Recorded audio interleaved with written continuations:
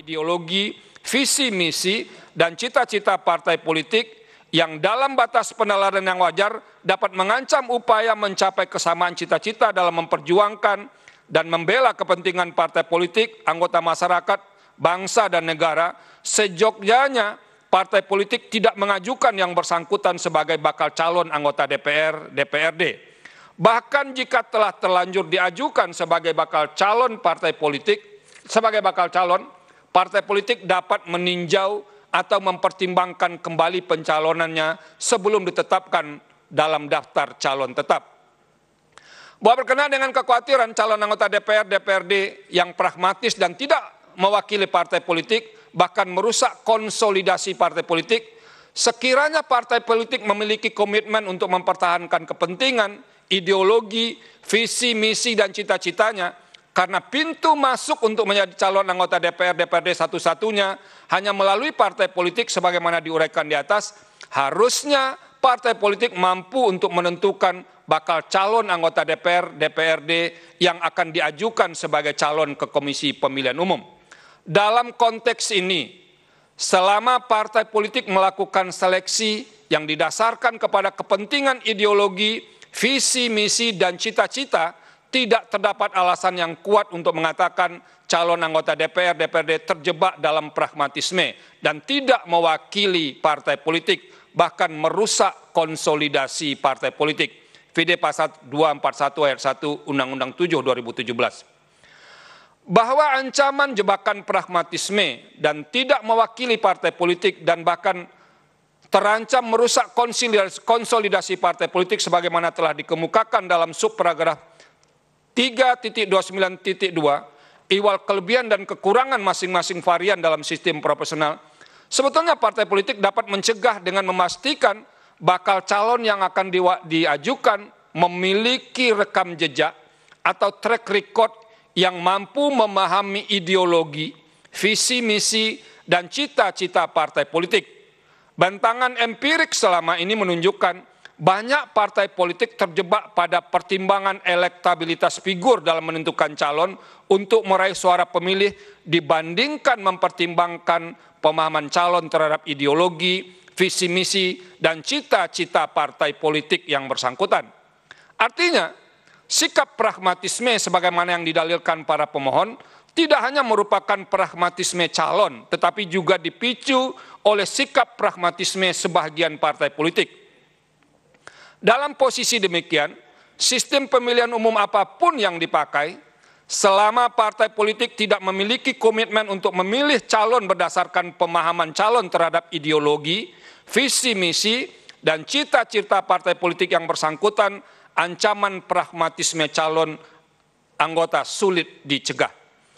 Bahwa perihal ancaman pragmatisme tersebut, partai politik seharusnya memiliki keberanian untuk melakukan langkah strategis dalam pengusulan bakal calon anggota DPR, DPRD, yaitu menggunakan mekanisme pemilihan pendahuluan atau preliminary election, atau mekanisme lain yang dilakukan secara transparan dan akuntabel untuk dapat menilai bakal calon terhadap pemahaman ideologi, visi, misi, dan cita-cita partai politik bersangkutan. Pemilihan pendahuluan atau mekanisme lain dapat juga digunakan untuk menentukan nomor urut calon dalam daftar calon. Selain itu, mereka yang dapat diajukan sebagai bakal calon anggota DPRD adalah mereka yang telah memiliki pengalaman menjadi pengurus partai politik atau telah terdaftar dan aktif sebagai kader untuk waktu tertentu. Misalnya, 3 tahun sebelum dimulai tahapan penyelenggaraan pemilihan umum. Sementara untuk dapat diajukan sebagai calon anggota DPRD telah terdaftar dan aktif sebagai kader untuk waktu tertentu, misalnya 2 tahun sebelum dimulainya tahap penyelenggaraan pemilihan umum. Berikutnya, berlakunya syarat dimaksud tidak hanya didasarkan kepada kesadaran partai politik, namun apabila suatu waktu ke depan pembentuk undang-undang mengagendakan revisi Undang-Undang 7 2017, persyaratan tersebut dimasukkan dalam salah satu materi perubahan. Bahwa selain dalil-dalil di atas, para pemohon juga mendalilkan dengan diselenggarakan pemilihan umum dengan sistem proporsional daftar terbuka telah memperluas terjadinya praktek politik uang atau money politics. dan tindak pidana korupsi. Berkenan dengan dalil aku, Mahkamah berpendapat, pilihan terhadap sistem pemilihan umum apapun sama-sama berpotensi terjadinya praktek politik uang.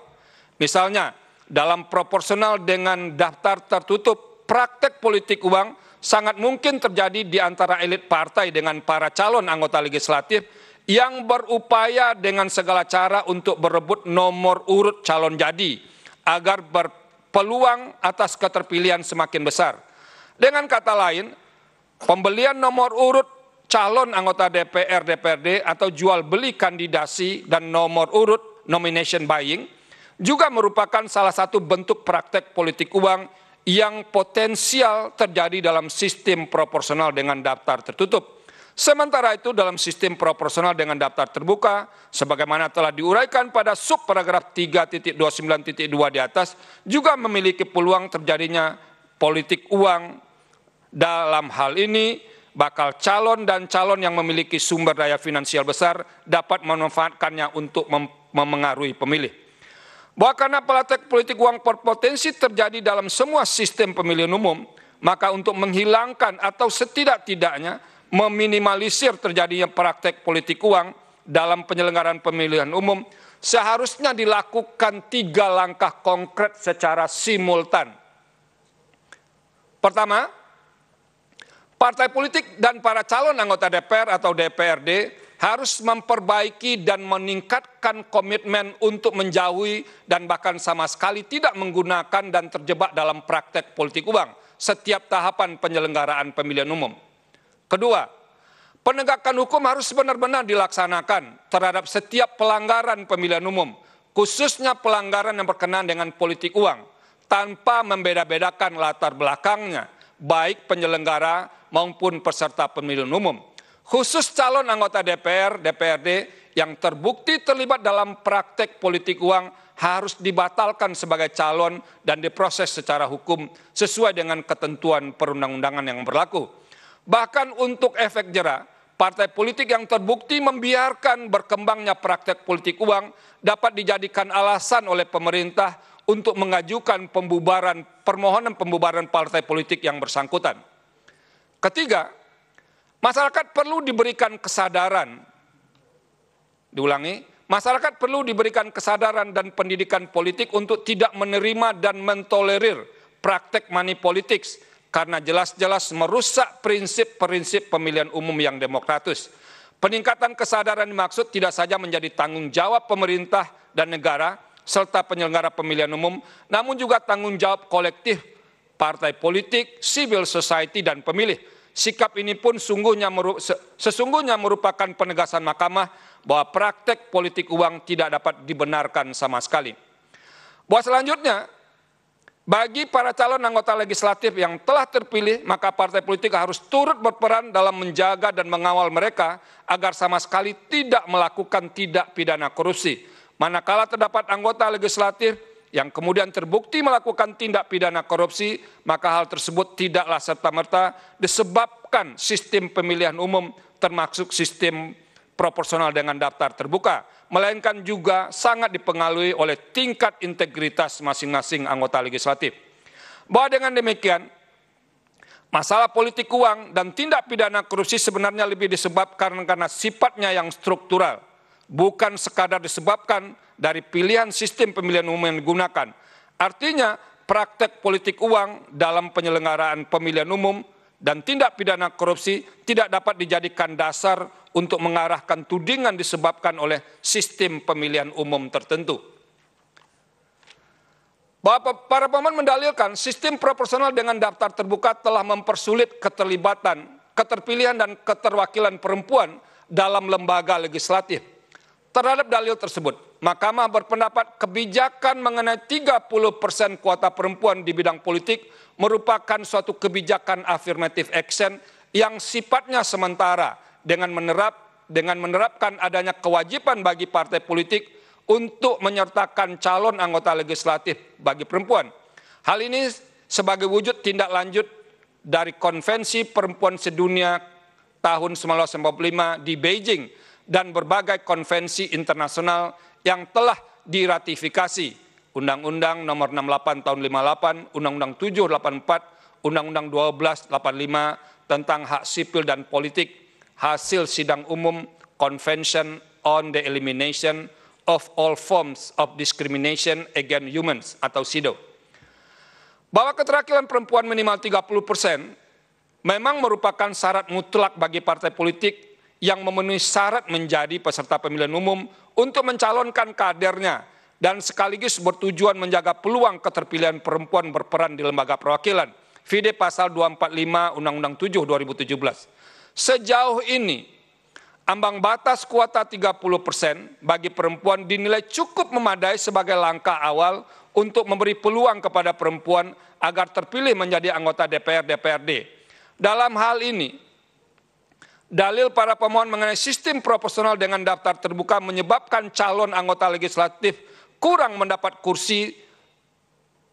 mendapatkan kursi tidak sesuai dengan fakta hasil pemilihan umum dalam beberapa pemilihan umum yang dilaksanakan setelah perubahan Undang-Undang Dasar 1945. Meskipun belum mencapai kuota minimal 30%, setidak-tidaknya sejak pemilihan umum menggunakan sistem proporsional dengan daftar terbuka, anggota DPR dari perempuan cenderung meningkat.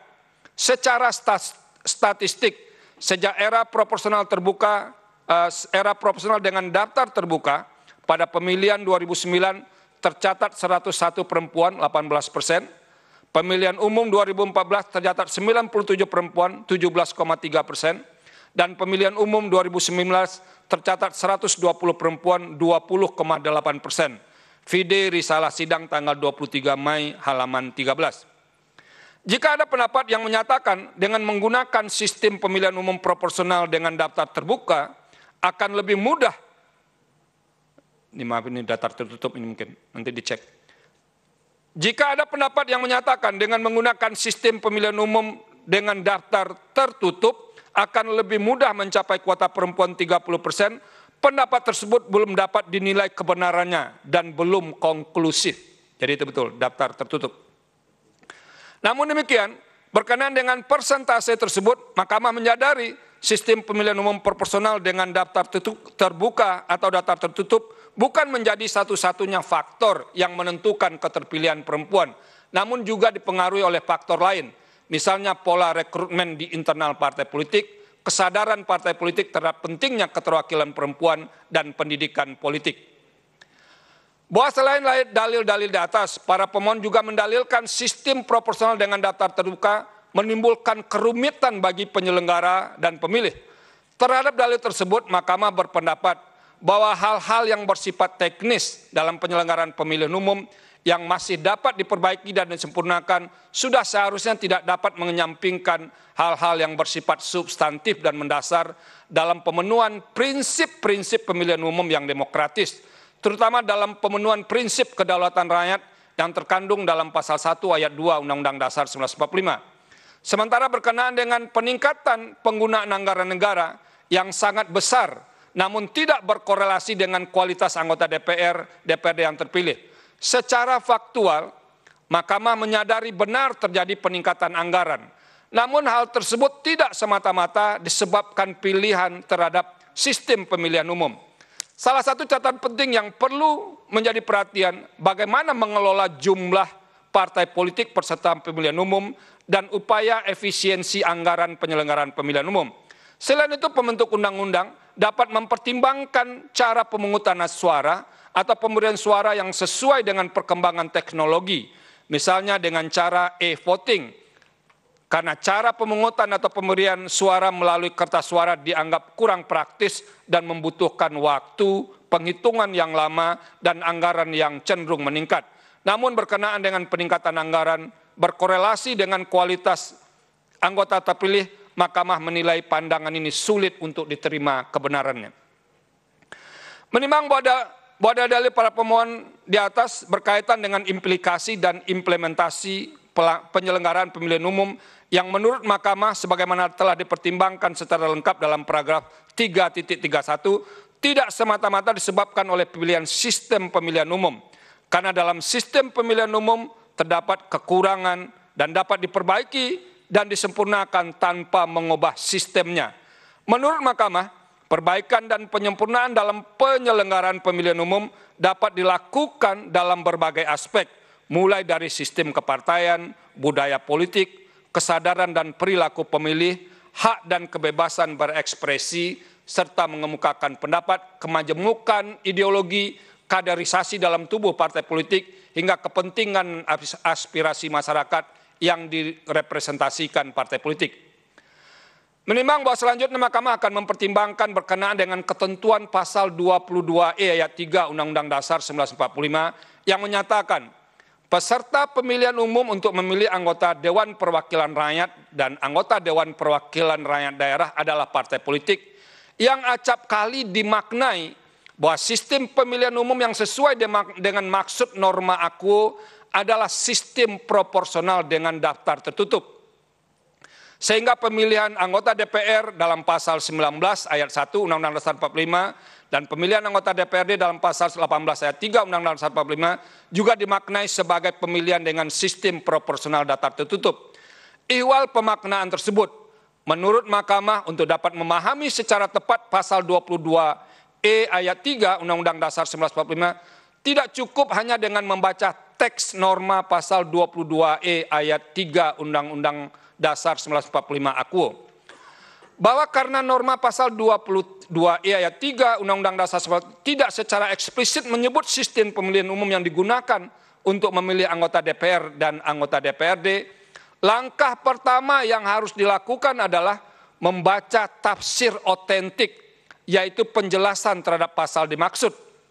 Namun karena Undang-Undang Dasar 1945 tidak lagi memiliki penjelasan, makna yang terkandung dalam pasal 22E ayat 3 Undang-Undang Dasar 1945 harus dilacak dalam risalah pembahasan sebagai original intent. Sebagaimana telah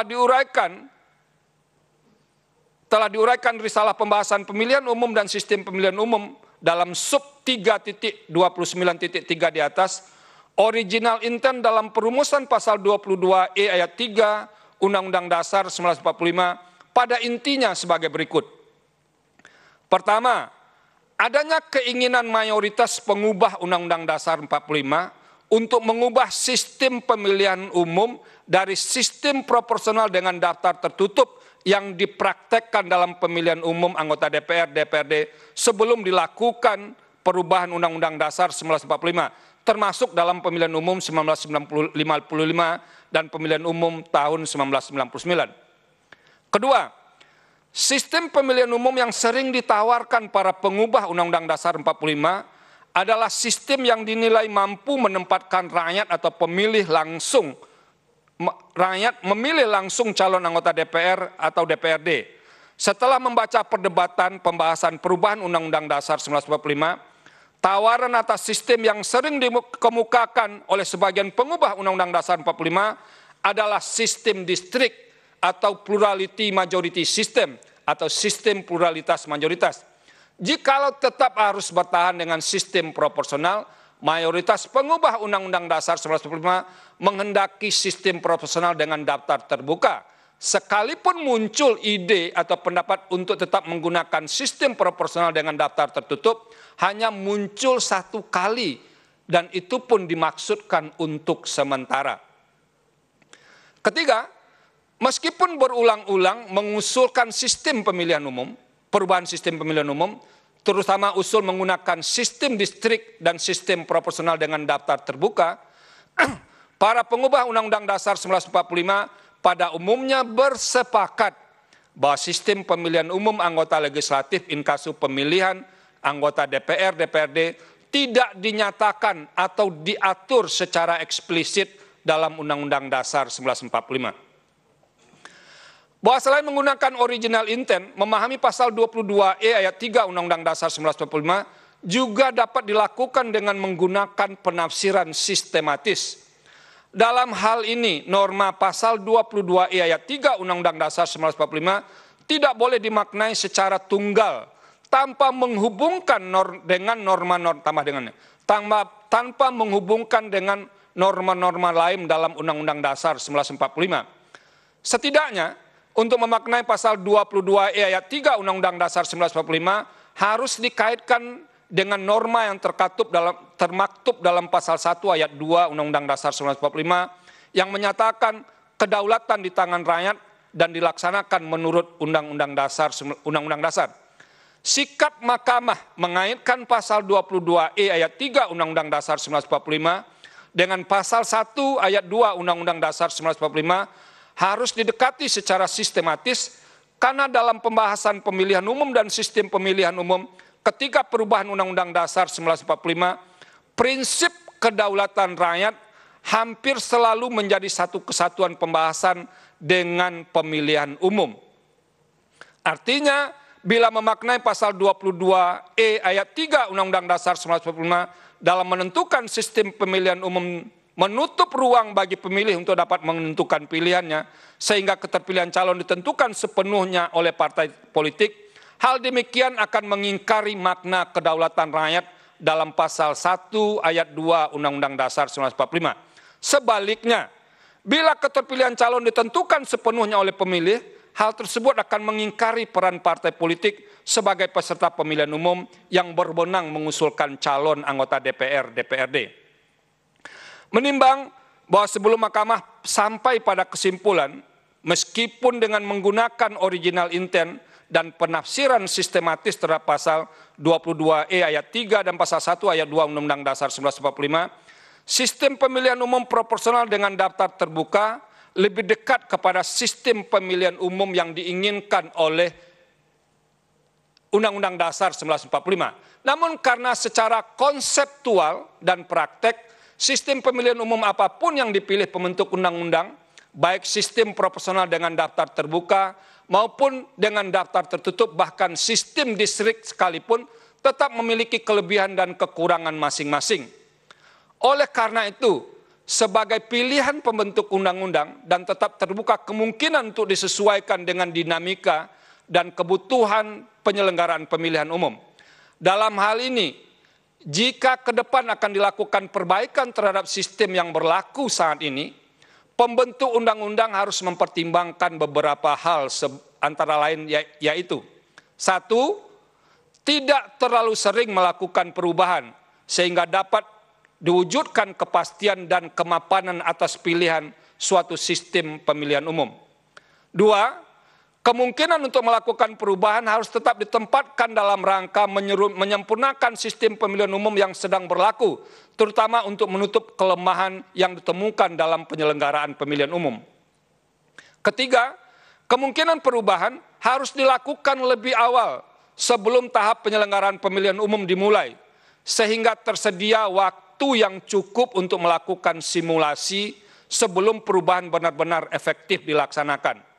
4, kemungkinan perubahan tetap harus menjaga keseimbangan dan ketersambungan antara peran partai politik sebagaimana termaktub dalam pasal 22 ayat 3 Undang-Undang Dasar 1945 dan prinsip kedaulatan rakyat sebagaimana termaktub dalam pasal 1 ayat 2 Undang-Undang Dasar 1945. Dan 5, apabila dilakukan perubahan tetap melibatkan semua kalangan yang memiliki perhatian terhadap penyelenggaraan pemilihan umum dengan menerapkan prinsip partisipasi publik yang bermakna, meaningful participation. Menimbang bahwa berdasarkan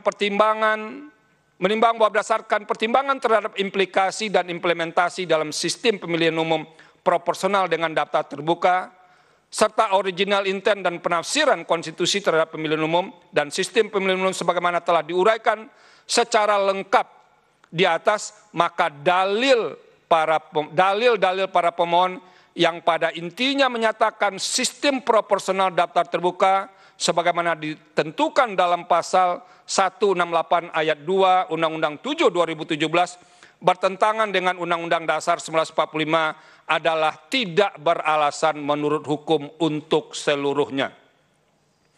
Menimbang bahwa oleh karena konstitusionalitas norma pasal 168 ayat 2 Undang-Undang 7 2017 telah dipertimbangkan dalam paragraf 3.35 di atas, maka terhadap konstitusionalitas norma-norma dalam pasal 342 ayat 2, pasal 353 ayat 1 huruf B, pasal 386 ayat 2 huruf B, pasal 420 huruf C dan huruf D, pasal 422 pasal 426 ayat 3 Undang-Undang 7 2017 yang merupakan konsekuensi logis dan penyabaran lebih lanjut dari norma yang diatur dalam pasal 168 ayat 2 Undang-Undang 7 2017 dengan sendirinya telah terjawab sehingga menjadi tidak relevan untuk dipertimbangkan lebih lanjut.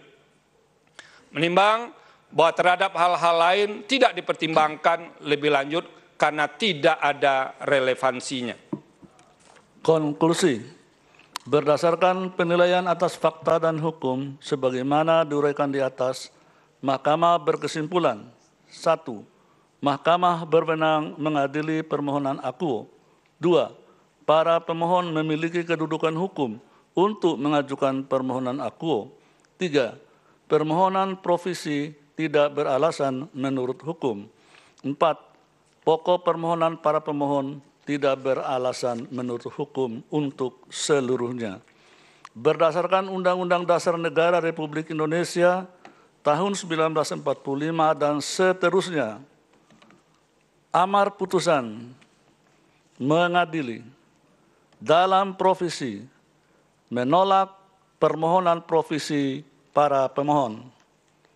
Dalam pokok permohonan menolak permohonan para pemohon untuk seluruhnya.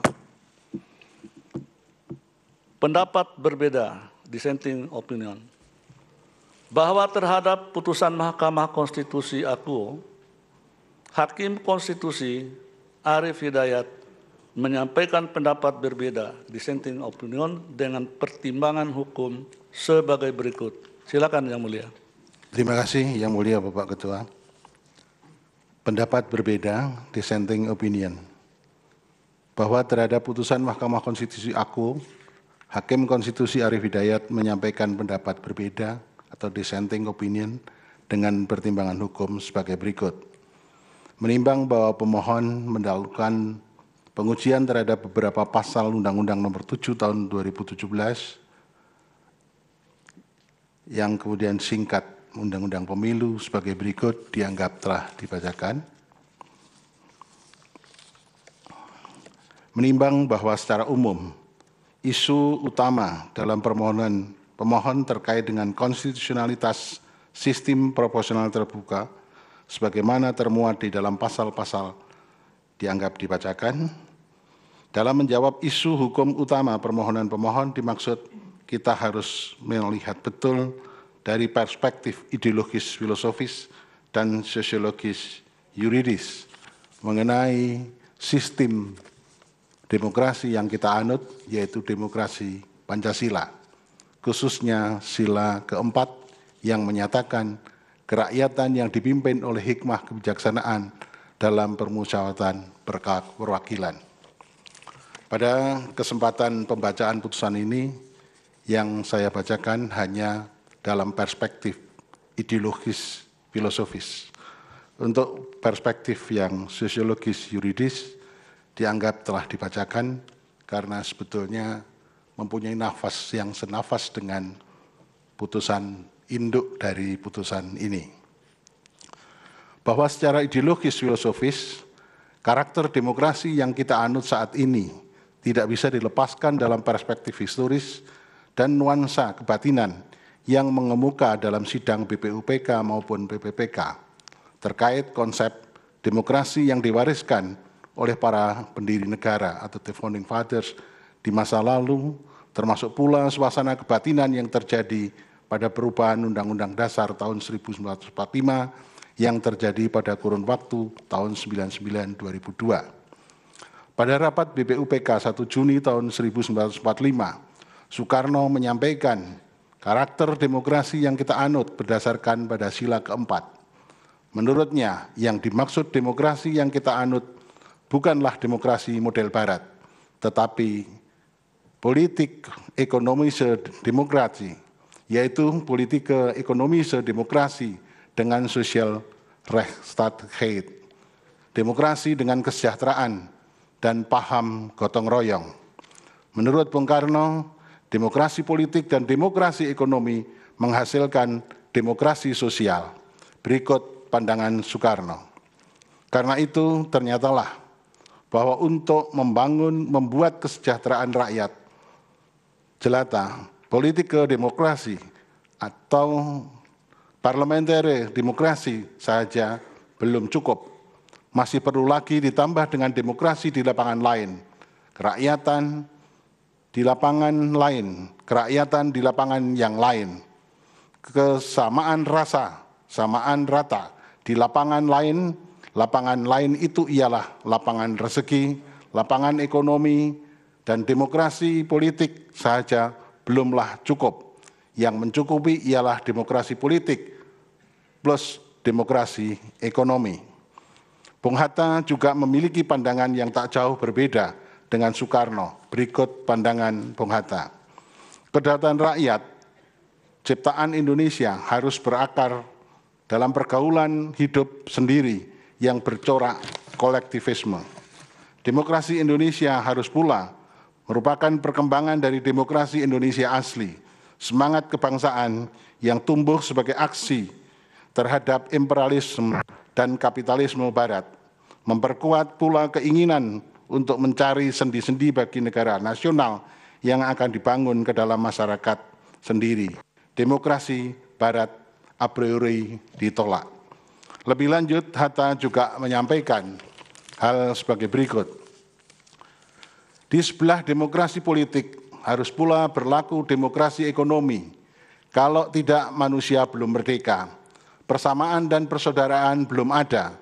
Sebab itu, cita-cita demokrasi Indonesia ialah demokrasi sosial, meliputi seluruh lingkungan hidup yang menentukan nasib manusia. Cita-cita keadilan yang terbanyak di muka dijadikan program untuk dilaksanakan dalam praktek hidup nasional di kemudian hari. Haji Agus Salim dalam pidato di hadapan BPUPK pada tanggal 11 Juli tahun 1945 menyampaikan sebagai berikut. Kebetulan cara permufakat yang kita cari berlainan sekali daripada yang terpakai dalam demokrasi barat. Maka jikalau ternyata dalam permusyawaratan bahwa di situ ada satu bagian besar yang dengan kekerasan keyakinan hendak menyampaikan sesuatu maksud dengan kerelaan penuh untuk menyumbangkan tenaga dan usahanya untuk mencapai maksud itu. Jikalau tidak nyata-nyata maksud itu diterapkan akan membawa bahaya atau bencana besar, maka bagian yang lain yang dalam permusyawaratan itu tidak boleh bersikeras untuk menyangkal, melainkan membulatkan kata sepakat supaya boleh dicoba untuk ikhlas menjalankan keputusan bersama itu. Dari beberapa pandangan para pendiri negara mengenai sila kerakyatan yang dipimpin oleh hikmah kebijaksanaan dalam permusyawaratan perwakilan, nampak jelas semua menolak konsep demokrasi liberal dan paham individualisme yang dalam ekonomi akan melahirkan kapitalisme dan dalam lapangan politik melahirkan kolonialisme. Artinya, demokrasi atau dasar permusyawaratan perwakilan merupakan alternatif dari demokrasi liberal. Dalam bahasa David Miller dan Northfield College, Oxford disebut juga sebagai deliberative democracy, sebagai padanan dari demokrasi perwakilan. Menurut kedua orang ini, gagasan deliberative demokrasi menyebutkan cita-cita demokrasi, cita-cita deliberatif juga dimulai dari premis bahwa preferensi politik aliran berkonflik dan tujuan lembaga demokrasi harus menyelesaikan konflik ini. Namun membayangkan hal ini terjadi melalui diskusi yang terbuka dan tanpa paksaan tentang penyelesaian suatu masalah yang bertujuan untuk mencapai keputusan yang disepakati. Proses mencapai keputusan juga akan menjadi proses di mana preferensi awal diubah untuk mempertimbangkan pandangan orang lain.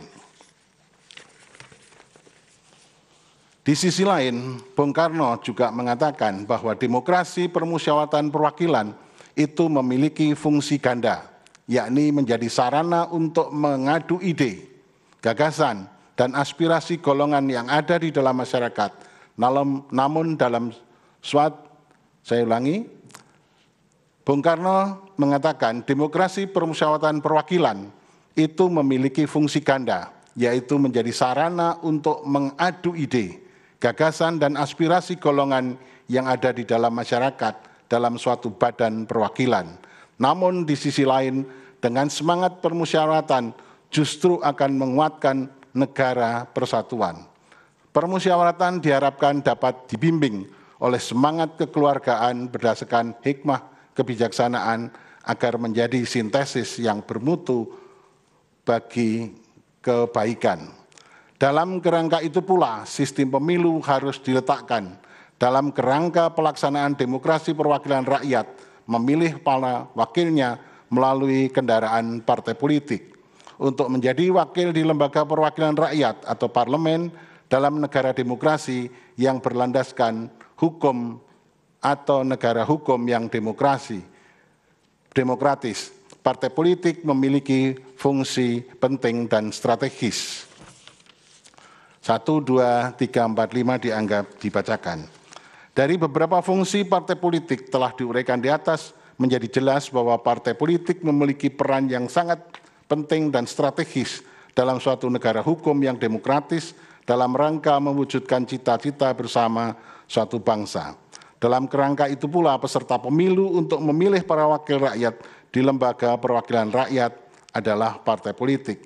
Hal ini dinyatakan dengan tegas pada pasal 22E ayat 3 Undang-Undang Dasar 45 yang menyatakan peserta pemilihan umum untuk memilih anggota Dewan Perwakilan Rakyat dan anggota Dewan Perwakilan Rakyat daerah adalah partai politik.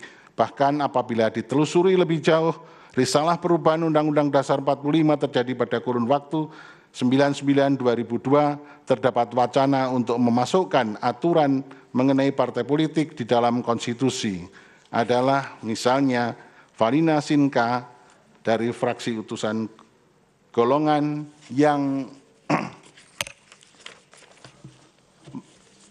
menyinggung pentingnya aturan partai politik dimuat dalam konstitusi, meskipun pada akhirnya tidak ada kesepakatan lebih lanjut mengenai hal itu. Berikut pendapat Farina Sinka dianggap telah dibacakan. Oleh karena itu, dalam pemilu anggota DPR dan DPRD, provinsi, kabupaten, kota pesertanya adalah partai politik dan bukan perorangan calon anggota DPR dan DPRD provinsi dan kabupaten kota. Hal ini menyiratkan makna bahwa pada dasarnya sistem pemilu di negara kita menganut sistem proporsional.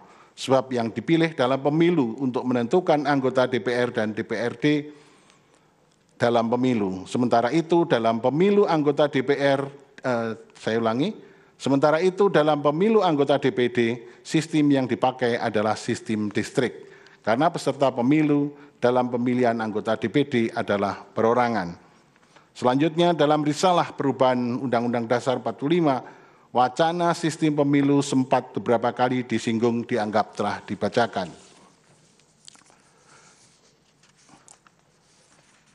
Dikutip juga pendapatnya Andi Najmi Fuadi, fraksi PKB, yang menyampaikan pendapat terkait sistem pemilu sebagai berikut. Dianggap telah dibacakan. Dari sudut pandang original intent perubahan Undang-Undang Dasar 1945 yang tercermin dalam diskusi dan perdebatan yang terjadi pada saat awal perubahan Undang-Undang Dasar 45 dan dimuat dalam risalah perubahan, nampak jelas bahwa dalam perkembangannya sistem pemilu yang dikehendaki adalah sistem proporsional untuk memilih anggota DPR dan DPRD. Selanjutnya, pandangan dari sisi perspektif yuridis sosiologis, dalam dissenting opinion ini saya membandingkan kebaikan dan keburukannya yang terjadi dalam praktek ketatanegaraan dalam pemilu di Republik Indonesia, dianggap telah dibacakan. Yang terakhir, sistem pemilu proporsional terbuka terbatas. Itulah yang saya usulkan. Isu hukum mengenai sistem pemilu merupakan kebijakan hukum terbuka, namun tidak berarti hal tersebut menghalangi mahkamah untuk menilai konstitusionalitasnya. Oleh karena itu, kebijakan hukum terbuka dapat dinilai konstitusionalitasnya apabila bertentangan dengan moralitas, bertentangan dengan rasionalitas, menimbulkan ketidakadilan yang intolerable merupakan penyalahgunaan wewenang dan dilakukan dengan sewenang-wenang dan bertentangan dengan Undang-Undang Dasar. Setelah 5 kali penyelenggaraan pemilu, diperlukan evaluasi, perbaikan, dan perubahan.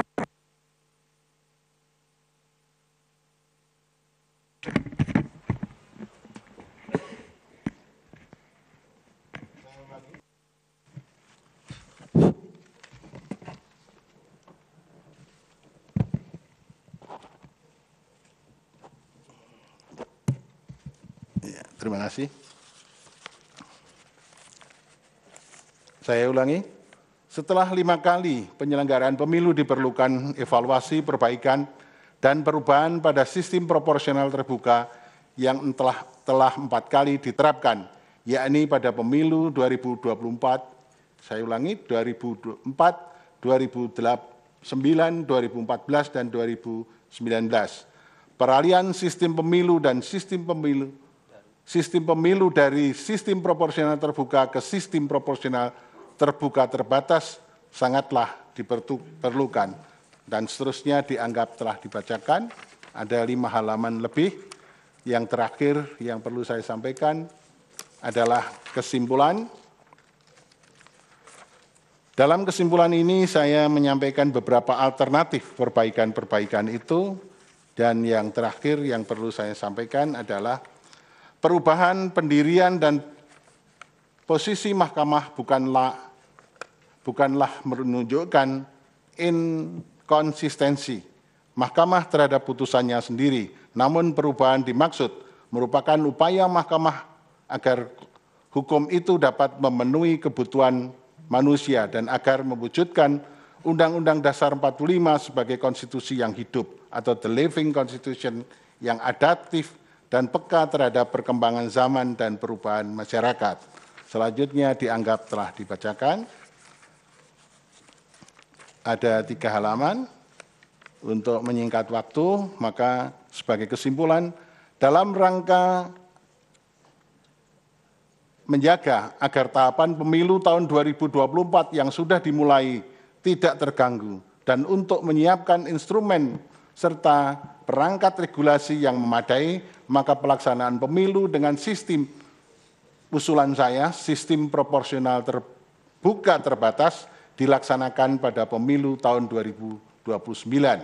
Menimbang dari keseluruhan uraian pertimbangan hukum di atas, saya berpendapat bahwa permohonan pemohon beralasan menurut hukum untuk sebagian, dan oleh karenanya harus dikabulkan sebagian.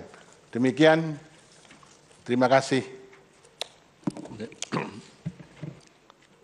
Demikian diputus dalam rapat permusyawaratan hakim oleh 8 hakim konstitusi, yaitu Anwar Usman selaku ketua merangkap anggota, Saldi Isra, Arif Hidayat, Wahiduddin Adams, Suhartoyo, Eni Nurbaningsi, Daniel Yusmik Pevwe, dan M. Guntur Hamzah, masing-masing sebagai anggota pada hari Rabu, tanggal 8 bulan Juni tahun 2023, yang diucapkan dalam sidang pleno Mahkamah Konstitusi terbuka untuk umum pada hari Kamis, tanggal 15 bulan Juni tahun 2023, selesai diucapkan pukul 13.00 oleh 8 hakim konstitusi dengan tidak dihadiri oleh Wahiduddin Adams, dengan dibantu oleh Sukri Asy'ari sebagai panitera pengganti, dengan dihadiri oleh para pemohon atau kuasanya, Dewan Perwakilan Rakyat atau yang mewakili, dan Presiden atau yang mewakili, serta para pihak terkait atau kuasanya. Ya, demikian putusan telah dibacakan, dan untuk salinan putusan dan ketetapan akan dikirim melalui email kepada para pihak setelah sidang pengucapan putusan selesai, atau paling lambat 3 hari kerja setelah sidang ditutup. Dengan demikian, sidang selesai dan ditutup.